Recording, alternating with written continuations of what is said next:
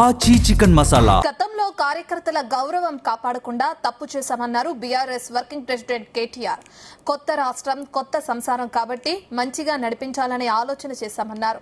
మొత్తం ప్రభుత్వం మీద దృష్టి పెట్టి పార్టీ కార్యకర్తలపై ఎక్కువ దృష్టి పెట్టలేదని చెప్పారు.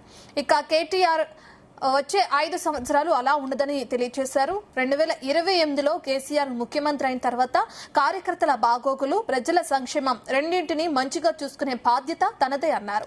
కార్యకర్తలకు రావాల్సిన పదవులు, జరగవలసిన లాభం, కోరుకునే గౌరవం వచ్చే విధంగా చేసే బాధ్యత తనదే అన్నారు కేటీఆర్.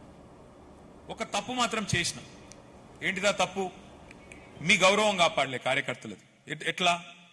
చాలా మంది అన్నారు నాతో, అన్నా పెన్షన్ ఇస్తిరి ఆన్లైన్ అయిపోయా, కార్డు ఇస్తివి కార్డు ఆన్లైన్ అయిపోయా, కళ్యాణ లక్ష్మిలో వాయ్, రైతు బంధు ఇస్తివి అకౌంట్లో పడే. ఇక నన్నెవడు దిగుతాడన్నా? మరి నా సంగతి ఏంది? మరి ఊళ్ళో పోయి మళ్ళీ ఓటు అడగాలంటే నా గౌరవం యాడుంటది అని. అందుకే నేను మీకు మాటిస్తున్నా, ఇట్లాంటి చిన్న చిన్న పొరపాట్లు మొత్తం ప్రభుత్వం మీదే దృష్టి పెట్టినాం, పార్టీ మీద ఎక్కువ దృష్టి పెట్టలే. వాస్తవానికి 10 ఏళ్ళు కొత్త రాష్ట్రం కదా, కొత్త సంసారం కదా, కొత్త ఇల్లు కదా, పునాది గట్టిగా పడాలి. మన రాష్ట్రం నవ్వెటోళ్ళ ముంగట జారిపడొద్దు. మీకు పరిపాలన చేతనైతుంది అన్నోళ్లను నోర్లు మూపియాలే, మంచిగా నడిపియాలని ఆలోచన చేసినాం తప్ప వేరే ఆలోచన చేయలే. కానీ నేను మీకు మాటిస్తా ఉన్నా, వచ్చే 5 ఏళ్ళు అట్లుండదు. 2028లో మీ అందరి దయతో, ప్రజల ఆశీర్వాదంతో తిరిగి కేసీఆర్ ముఖ్యమంత్రి అవుతారు.